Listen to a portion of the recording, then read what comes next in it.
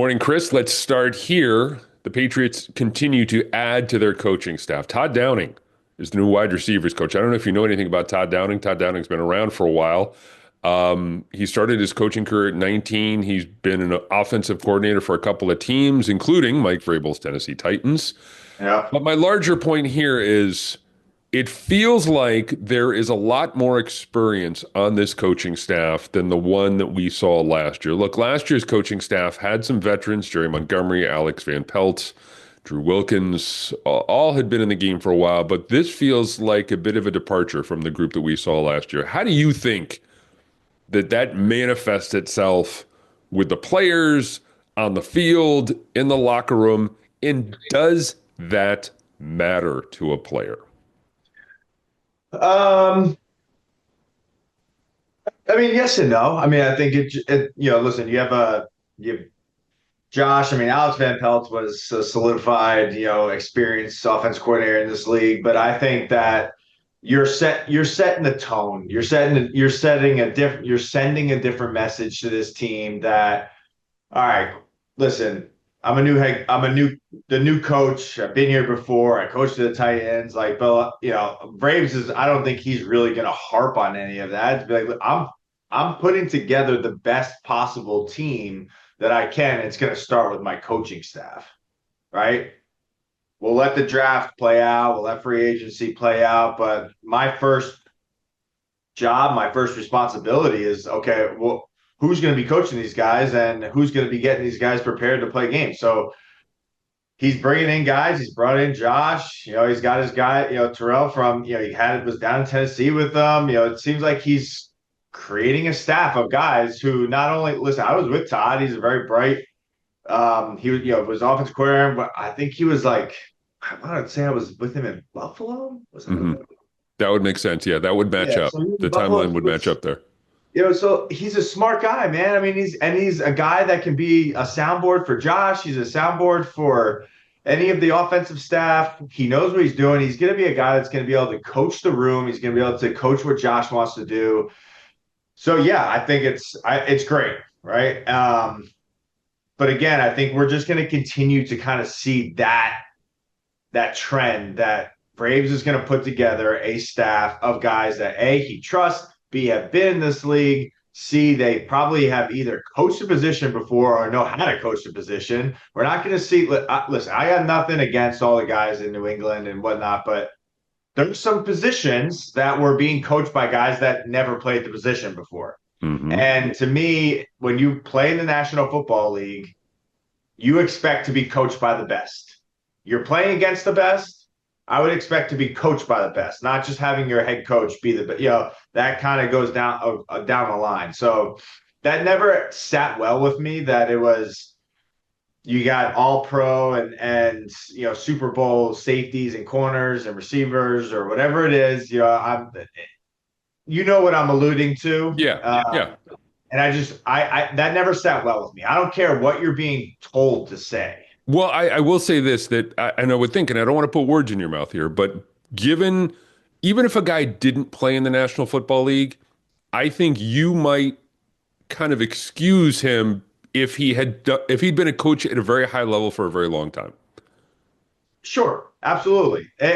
Listen, a lot of these coaches have never played in the National Football League, but what I'm saying, like, yes, to your point, have coached at a high level, have been there, have done it, and played football at some point. Mhm. So I think that's a great hire. I think that what Braves is doing is he's beefing up his offensive staff.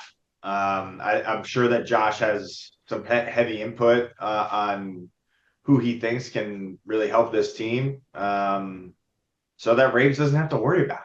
Right now, it's like okay, I have Josh, I have Todd, whoever else they add down the line to get onto this staff. It's like okay, cool. Josh got the offense. Mhm. I can handle it on game day if I want to go for it on fourth down. Josh, you better have 4th and 1, 4th and 2, 4th and 3 ready to go because we're going to take chances. But like other than that, hey Josh, how's the game planning going for this week? Great, cool.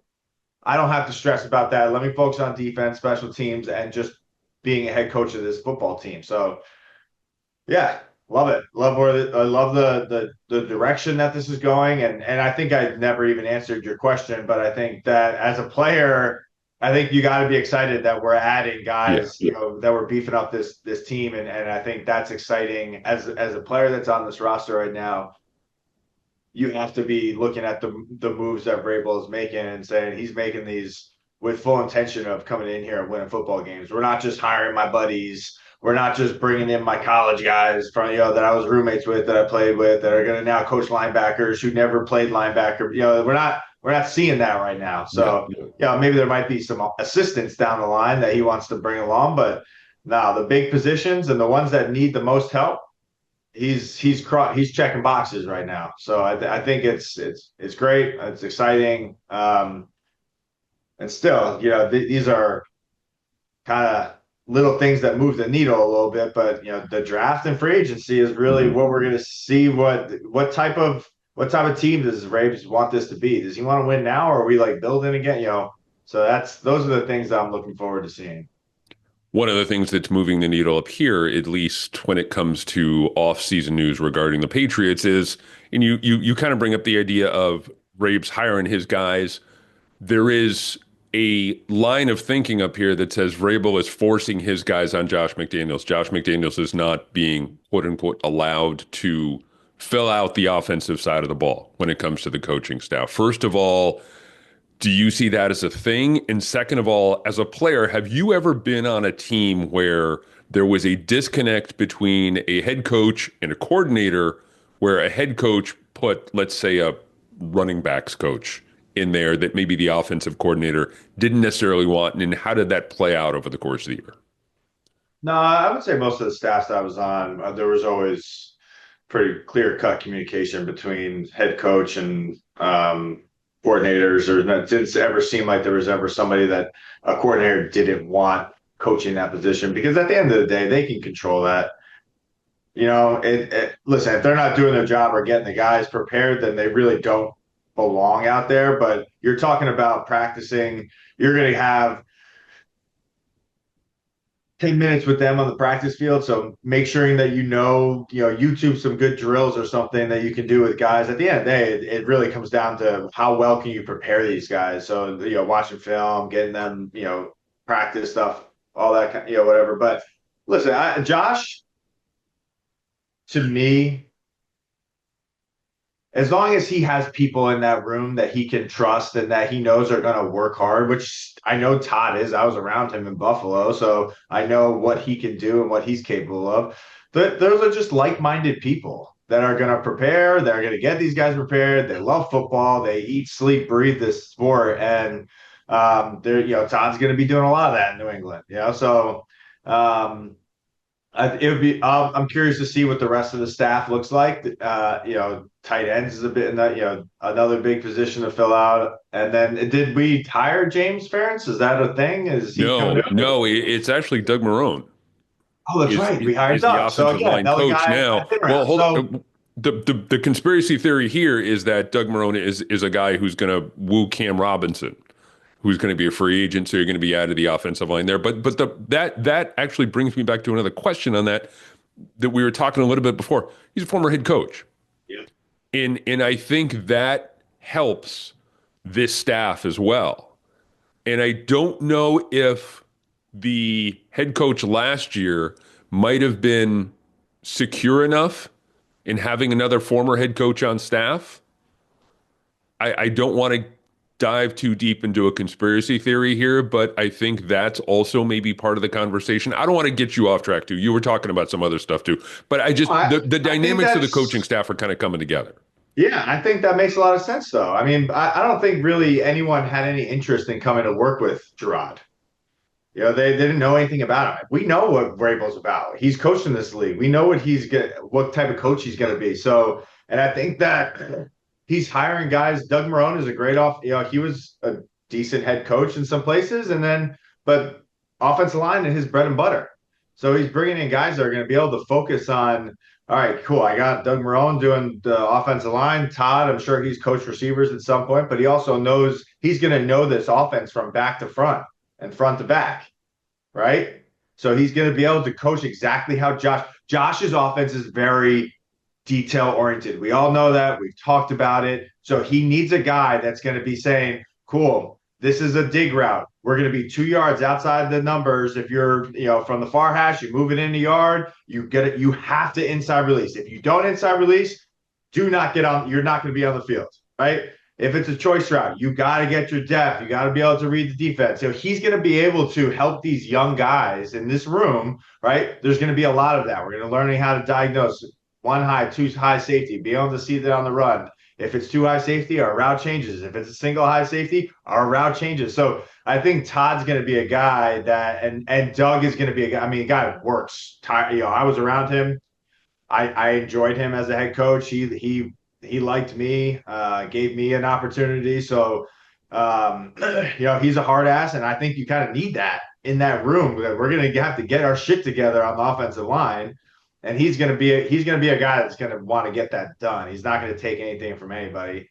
And again, I think he's going to be able to mesh with Josh. Right? I'm not going to say it's a perfect marriage, and I'm sure they're going to butt heads a little bit on some techniques or what they're going to be doing game plan wise, but nothing's ever perfect.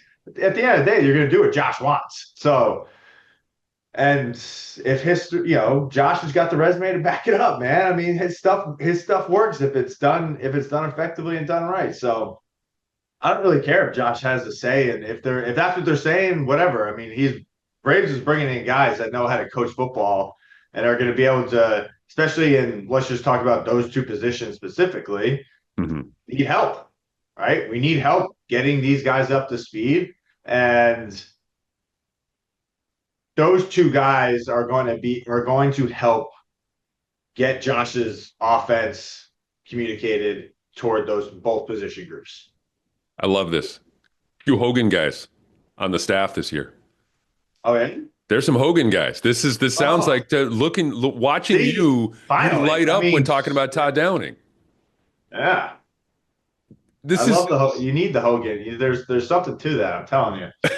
The Hogan magic. I love it. This is the last coaching question I have here is that this is, I think, the sixth different wide receivers coach since Chad O'Shea left after 2018, 2019. I know that, look, the NFL, it's turnover, just constant turnover, especially on coaching staffs. But since then, I mean, that seems like an awful lot. How does that lack of continuity maybe manifest itself in a position room over the course of time? I don't think it's nice to be able to have some continuity throughout the years that you're with a team. I don't think it really matters as much. It's different if it's a different offensive coordinator every single year, which I've dealt with. I've had to learn playbooks, 3 years in a row of different offensive coordinators, and that's tough. For example, here, Pop. This is going to be his third different wide receivers coach. Yeah. I don't really think it matters. I think it's the guy that's going to be in your room. You're going to have to be able to communicate with him. Yeah, sure. You're going to have to mesh with him a little bit. But at the end of the day, this is a guy that's been in the league. He knows how to coach. He was an offensive coordinator in this league. He's going to be able to communicate. He's going to be able to teach you something. And he's going to be able to, I'm sure that he's going to do a very good job of preparing you. That's all that you want, right? We're not in this thing to go, yeah, sure. Did we have a lot of fun with Chad O'Shea? But Chad was a different dude, man. Like, he was around that team for so long. Like, yeah, I could call Chad up right now and we could be boys, and have fun and talk about and how's the family, yada yada. I don't really give a shit about that right now. Like, if that's what your relationship, Pop and Todd and whoever else, if that's what it comes to, fantastic.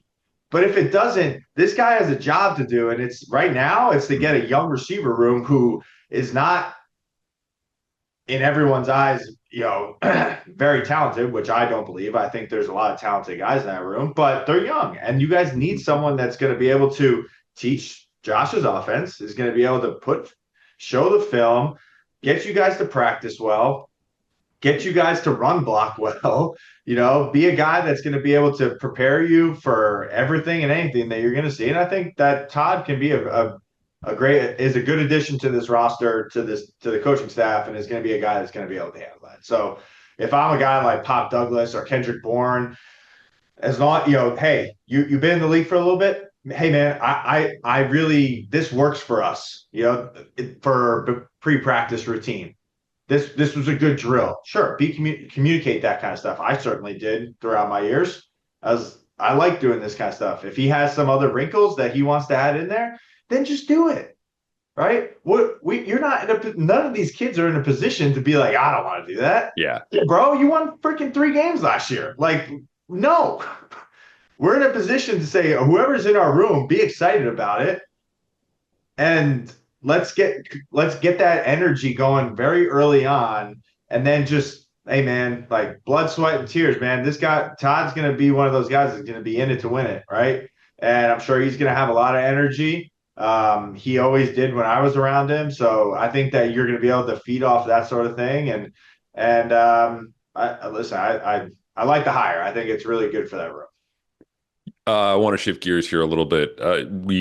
But kind of stay on the idea of Pop specifically. You mentioned him last week as a guy who could have success in a Josh McDaniels offense if he is, mindful of the playbook and kind of keeps his eyes and ears open.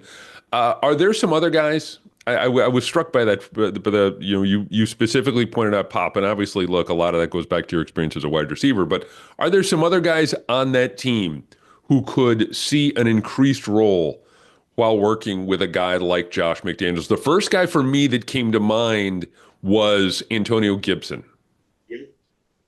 And tell me why I'm right here. Tell me why. Then James back me up from a White. player's perspective. James White.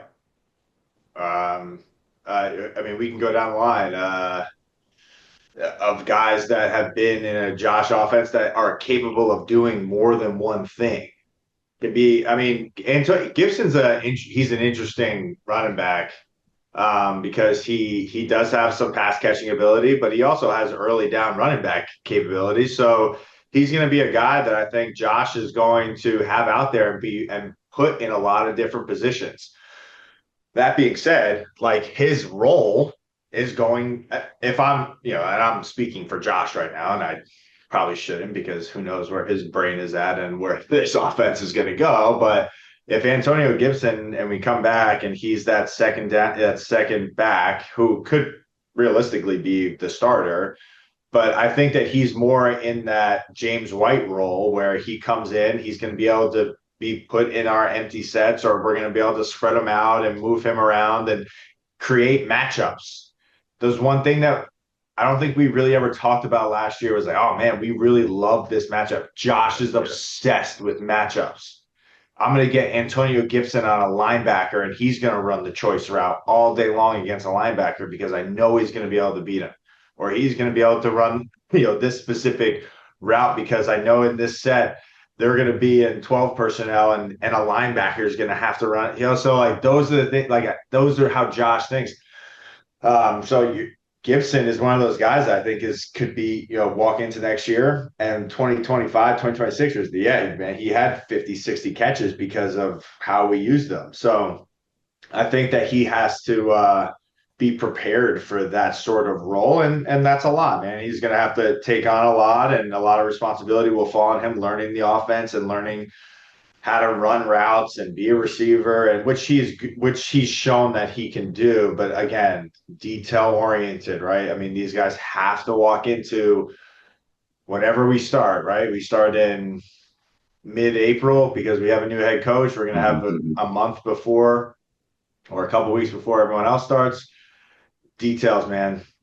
Details, details, details. But he's a guy that I think can have a large increased role. And then I think another guy would be Kendrick Bourne, just because of he's got good playmaking abilities. He catches the ball very well. So and he seems, for all intent purposes, to me, he seems like a very smart kid. So I think that he's going to be able to pick up this offense. He's been around the league for a while, so I think he's going to be able to pick up the offense a little bit quicker than maybe some of the other guys. And that's going to be able to kind of put him in different positions. And again, matchups. What is Kendrick good at? What can he do? I mean, listen, a lot of the stuff that he ran last year, he ran really good curl routes inside, and he ran some good over routes, creating separation. So those are all kind of staples in Josh's offense that you're going to be able to kind of lean on and put those guys in those different positions. I think, and then like you talk about Baker and Polk, Josh is going to figure out what these kids are good at, and he's going to. I know that he's going to create this confidence in them, and he's going to try to give them the tools and the opportunities to win, to help this team. And of course, a lot's going to fall on them. Hey, you got to win your one-on-one matchups. Josh's going to be a stickler about that. Got to win on third down. If it's man to man, like we have to win. So, it didn't seem like they had any problem doing that in training camp against guys. We were talking about how well they were creating separation and catching the football, but details. How well are you going to be able to dive into this playbook and learn the details? Because we're not into this, one trick pony type of people. I need 10 guys in all of these rooms collectively that are able to do everything. Plus, So we're getting the fullback back. And we're getting a fullback. You got to. Josh loves a fullback. Josh loves the fullback, and that's good news for the rest of us who love the fullback. So we're steering into this nostalgia skid here. I thought for sure we would have seen Wes Welker as the new wide receivers coach. Yeah, yeah. Bring back James Devlin as the as a fullbacks coach. Bring back all the old guys. Get the whole band back together. There you go. There's an idea. I want to get your take on a couple of different guys who, as we're recording this on Tuesday, February 4th, two guys around the league yesterday who said that they are not going to be at their current addresses much longer. Cooper Kupp and Myles Garrett. Mm-hmm. If I'm Elliott, I make a call. There's no harm in making a call. I think that the market for Myles Garrett is going to be too rich for my blood. If I'm the Patriots, I think it's going to cost a couple of first rounders. But hey, who knows? And I think if you get closer to the draft and that price starts to drop, and maybe the Browns kind of come back a little bit, and you start to have that conversation. For me, Kupp is a far more realistic possibility. Even though he's older, you wouldn't have to give up a first round. Maybe you call the Los Angeles Rams and say, look, we have that extra third for Matthew Judon. What do you think about that? Yeah. Although I do think that Kupp is going to want to go. Both of those guys ultimately for me feel like last piece of the puzzle guys for a team that is going to win a champ, like Buffalo guys. Yeah. Like if I'm Buffalo, I'm all in on both of them. Yeah. Yeah. They're going to want to. I mean, Myles for sure is going to want to go to a place to win a championship. I mean, listen, if we were able to land a guy like Myles Garrett, I mean, that's a pretty substantial piece to the puzzle on the defensive side of the ball. You're talking about a guy that is one of the best players in the National Football League. I mean, so again, I think if you're Elliott, I think that he's going to be doing his due diligence here on all of those guys. I think Cooper Kupp is interesting to me because had a down year after his injury. He's a little bit older, but still effective, and can be still very effective in Josh's offense. So now you're adding another guy who's smart. I mean, have you ever listened to him talk about football? Yeah. He's freaking brilliant. Man. Next level. He watches film differently, and I love that about him because of just what a student of the game that he is. So if you're able to bring a guy like him in too, that's only going to elevate your receiver room. You add a veteran in there, a guy that's going to be able to help these young guys. So those could be interesting ads. I mean, you have to call. Yeah, I mean, you have to call and see like what they're after. Myles is going to be heavy. Yeah. Yeah. You're going to be giving up a lot, but listen, at the end of the day, if we think that Myles is going to put us over the top on our defense and be able to really take our defense to the next level, is it worth it? I don't know. Maybe. The thing for me about Myles Garrett and how that would impact the Patriots, not so much with Myles Garrett coming to New England, but if I'm Cleveland and I know Myles Garrett wants out, I trade him and then I go get Abdul Carter. And Abdul Carter, the possibility of getting Abdul Carter to New England, I think excites an awful lot of people, at least as we sit here right now in early February. So that would change the dynamics of the first four picks of the draft. Yeah, I mean, the other thing to talk about though is you're drafting a yes. Is everyone excited about the potential of Abdul Carter? 100%. Is he a very gifted football player? No doubt. But is he going to come in and be a Myles Garrett? I don't know. Fair enough. He's Yeah. going against Penn State didn't play. How many top 25 teams did they play last year? How many first round draft picks did he go? How many left tackles did he go that are getting drafted in the first round? Again, I'm not taking anything away from the kid, but Myles Garrett's been doing this for a number of years at a very high level, and he's a freaking force to be reckoned with, and getting double, triple teamed and chip blocked every single play, and still sacking the quarterback.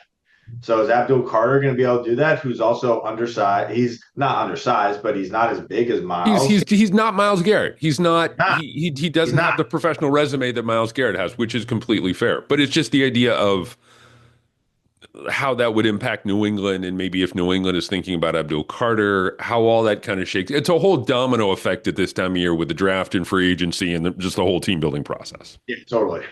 So I think I would have rather been in that one spot. Yeah, sure.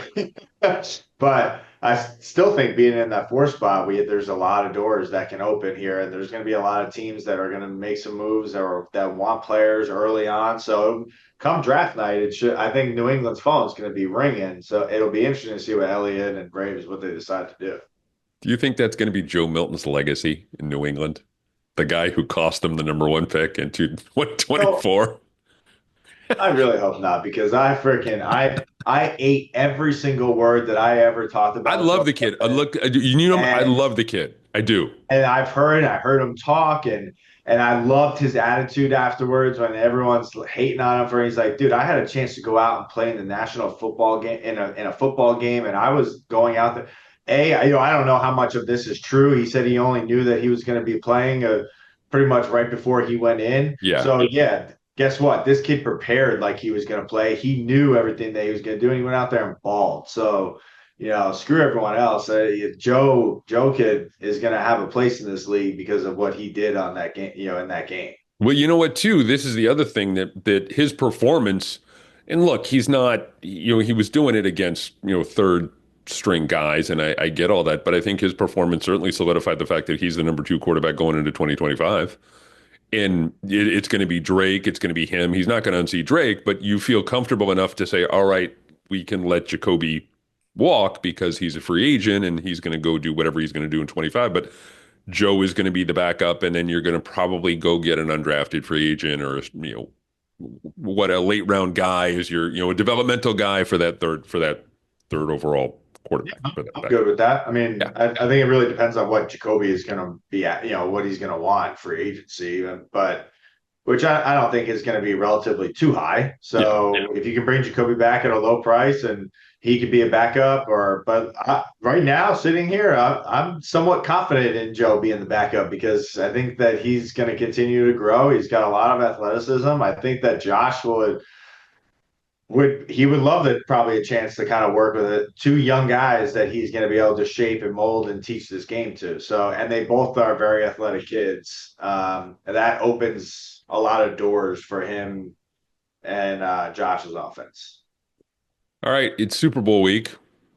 It's Tuesday, February 4th. And at this time of year, I always go back in my Facebook memories, and every single day for like the first week, or last week of January, first week of February, it's all like, oh, hey, cool, we're at the Super Bowl. Hey, I'm covering the Super Bowl. Hey, we're in Minneapolis, or we're in New Orleans, or we're in Arizona, wherever. Yeah. They had Super Bowl opening night last night in the circus, everything that kind of went along with it, the kid reporters from Nickelodeon and all that nonsense. We saw Chad Ochocinco up there giving Nick Sirianni a kiss on the forehead. What was the strangest thing that happened to you? The strangest question, the strangest occurrence that happened to you during one of your three trips to the Super Bowl on Super Bowl opening night? Um, at the first Super Bowl, it was the the Spanish guy from like SNL or something. I forget his name. Was it Guillermo from Jimmy Kimmel? From Jimmy Guillermo, Kimmel. Okay. yes, Jimmy Kimmel, Yeah. yes. And it was the first Super Bowl, so we were in Atlanta or Houston, sorry, and um, this is my first one, man. I mean, I'm surrounded by Tom and Gronk and Jules and Dan. This was like a walk in the park to that. Me, I'm like walking in like, oh my God. And I just remember, a lot of I didn't have too many funny interactions. A lot of it was so serious. It's, hey, you played lacrosse in college. Tell me about that. I'm like, okay, cool. I should just have a tape recording or strap it to my chest that Chris Hogan played lacrosse in college, if you didn't know this by now. But, you're walking around, then all of a sudden, Guillermo comes up by you and he starts asking you, what does Tom Brady smell like? And I was taking it so seriously throughout the day, and he's asking, what is Tommy for? What's his favorite dessert, or what does he smell like, or who's better looking, me or like it was so.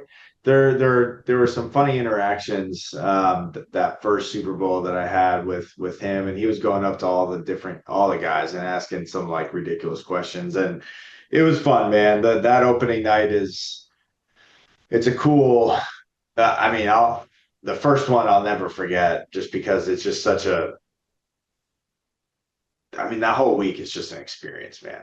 It really is. And that first night that you get there, you get to kind of settle in a little bit, but then also it's probably one of the moments that you can let a little bit of it sink in that you've made it to the Super Bowl and you're in this huge venue with all the reporters from all over the country and you got all of your guys, you're just walking around having a good time. The coaches are somewhat relaxed, so they're just enjoying it. And then the next day you're going to work, and then it's business from then on. So it's like your one opportunity to kind of settle in, relax a little bit, have a little fun with the reporters or people that are asking you questions. But once that night is over, now it's the week has moved on, and you're there for a reason and it's a business, it turns into a business trip. So that the opening night is certainly fun.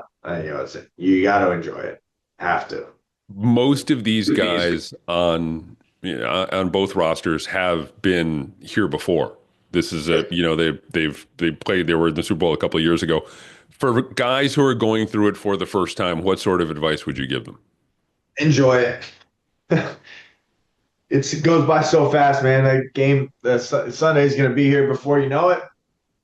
And the game's going to be over before you know it. And you're going to look back and it's just going to fly by. So just enjoy it. Understand that it is a business trip and you're there for a reason. There's so many distractions. Don't get distracted. It's not worth it. It's really not. What's worth it is collecting confetti at the end of the game when your team's colors are falling on top of you. That's worth it. Going to your post game party that your owner is going to spend millions of dollars on to actually enjoy it. Yeah, that's worth it. So put all your energy into that. Live in the moment for sure, but just know that it's going to go by fast and that game's going to be here before you know it. So understand that, and you're gonna find. Let's Joe Tooney, man. I mean, what he's gonna Well, that's the next finally question I had have for a you. chance to win his fifth ring. He's gonna be His the fifth ring. first And offensive lineman to do so ever. Like that's yeah, what a You know run, Tooney a little bit. I mean, you were in a locker room with him. You shared a locker room with this guy. In I can just from my own experience covering him, seems like a decent guy. Oh, Seems like he's like the a salt of best. the earth, just a fantastic guy who. And I'm. Are you rooting for a team? Are you rooting for a player when it comes to this Super Bowl? Do you have a guy? Do you have a dog in this fight? Because I know you have connections with some guys around the league and you root for this guy and this guy and this guy just on an individual basis. Are there guys in this game that you're going to be rooting for like Tooney? I mean, Tunes. I mean, he was one of the all-time great guys to have in a locker room because he's one of those. super quiet offensive lineman, but you watch him on film and he's freaking trying to rip people's heads off. But he was always out there, man. I don't think the guy ever got hurt. He was always available. So I was super, pumped for him. Um, guys like DeAndre Hopkins that are getting an opportunity to play, guys like Saquon that are getting an opportunity to play in these games. So look, for me, it's I want to see a good football game. I've really have moved over to this side of the fence where I'm saying you're witnessing the next great franchise. That's gonna regardless. And I think Jules had something to say on social this week or last week. Stop blaming the refs. Like these guys, they are the best of the best. They're on top. So if you want to beat the best, if you want to be the best, beat the best. They are the best. They are the franchise now that everyone is aspiring to be like. And we have to stop using the narrative that the refs have gotten them to this game. That is not true. Sure, have they gotten some bounces or some calls? Like, yeah, but so does every single team throughout the season. Everyone just kind of looks underneath at them underneath a microscope because they're the best team in the National Football League. So I'm if they win, if the Chiefs win, I couldn't be happier for them, man. I mean, it's so hard to get back to there. And I heard Patrick talking about it today I watched a clip of him at opening night and he was talking about it. I was a Cowboys fan growing up and I hated the Patriots, but he starts talking about how much respect he has now for the organization and for the Yeah. Pats, for Tom, and for those teams because of he knows what it takes to get to these moments every year in and year out. So I think if you're a Chiefs hater, I think you should go listen to Patrick's interview on opening night and what he talks about because he knows what it takes. He knows how hard it is to get back here, year in and year out. So um, I want to see a good football game. That's what I'm after. But I would have to tip my hat to Kansas City if they take a three-peat. You have to. You really do. This feels like another head and a heart game. Like we talked about going into the AFC Championship game between the Bills and the Chiefs. I have, and I'm not just saying this because I have friends and family who are Eagles fans. I would love to see the Eagles win, and I would love to see Saquon Barkley get a ring because he's one of the best in the world at what he does. I've just seen the Chiefs win it too many times. I can't even begin to. And it's the other thing too, and I think we've talked about this before. I always tell my friends who are in Kansas. I have a couple people I know who cover the Chiefs, and I say, "Look, man, you never know when this is going to end. Yep. It ends like in a heartbeat. You're in the middle of it, and it's all of a sudden it's like you're running on a treadmill, and it just you hit the stop button, and it all comes to an end, and you're back to 7-10, and you're back on the Yeah. outside looking in. Whether that's Andy Reid retiring unexpectedly, or Patrick Mahomes breaking his leg, or Travis Kelce going off to tour with Taylor Swift, whatever the case may be. I just for me I can't pick against the Chiefs. I Yeah. can't pick against it. I love the Eagles and I love what they've done this year, but the Chiefs are just too strong. Yeah, they are. I mean, you saw how they played against a really good football team again in Buffalo. You're going to get the same team that's going to come out and play against the Eagles. I think that there's, when you talk about the teams and how they match up, the Eagles have some things in their favor, right? You saw what Buffalo was able to do in that second half in their run game. I mean, they ran up and down that field. I think if you're looking at that as an Eagles fan, you say, hey, Saquon's going to have 200 yards against these guys. So, um, I think there's again, but is it are the Eagles going to be able to match up with them offensively with what Andy Reid and Mahomes are going to be able to do? I don't. Who knows? I think that matchup wise, I think their strengths and their weaknesses match up pretty well, and I think that you're going to see two offenses really go at each other. I do. I think you're going to see a high scoring game. I think that there's going to be a lot of big plays in this game, and it's gonna be it'll be a Super Bowl that's gonna be fun to watch. That's for sure. I I don't think we're think, gonna see a boring Super Bowl. yeah, we talk a lot about the quarterbacks, and we should talk a lot about the quarterbacks. Hurts, very good at what he does. Mahomes, one of the best to ever do it, at least at this stage of his career. This is going to come down to Saquon. Yeah. And if Saquon has like 23 carries for 140 yards and two touchdowns, the Eagles are going to win. And if the Chiefs figure out a way to slow him down and make Hurts beat you, through the passing game, I think the Chiefs win. I Yeah. think it's all going to come down to, and I can't believe I'm saying this in 2025, but it's all going to come down to the running game, the Philadelphia running game. It It, really is. It and just I if he agree. can, I yeah. I agree. If you're gonna, the Chiefs defense is that all they should be concerned about this week is how are we going to slow him down. That should be all their major concern. So for him, Stags is gonna. That's all he's going to be concerned about. How am I slowing this guy down, and how am I going to be able to give? I loved what he did against Buffalo. I mean, the looks and his coverages and his blitz package that he had. I mean, he had to me the Bills were outcoached in that game. They were outcoached. They were not ready for some of the stuff that he was able to do. And I think you can just look at one play in particular, that fourth down play where he just all of a sudden sent. How many times did he send a corner blitz throughout the year? I don't know. I would love to see that stat, but he had that thing dialed up in the biggest moment of the biggest game in that season, and it worked. So it's going to be a as much as we're going to talk about the players and the battle here. There's a coaching battle here that's going to go on too. That is shouldn't be overlooked. Andy Reid's going to be dialing up some stuff, and I think the Eagles are just going to have to be ready for it. Chris Hogan, as always, thank you very much, my friend. Take care, and we will talk again next week. Sounds good, Chris. Thank you.